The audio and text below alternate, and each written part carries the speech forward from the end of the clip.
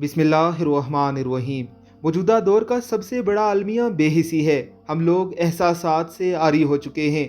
जैसे जज्बात अपनी ज़ात के लिए रखते हैं, उनका इतलाक दूसरों पर नहीं करते। बेहिसी का सबसे बड़ा नुकसान इंसान खुदगर्ज और मुफाद परस्त हो जाता है।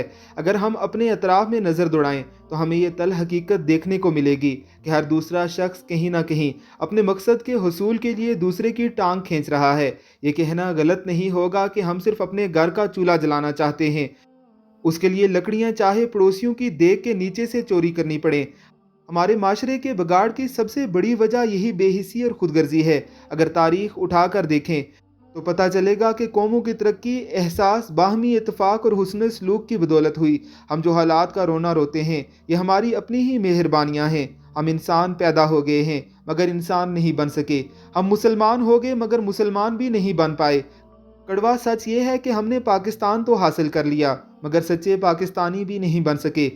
हमारा शेवा तनकीद दर तनकीद बन चुका है। ना कोई इस्लाह करता है, ना कोई इस्लाह चाहता है।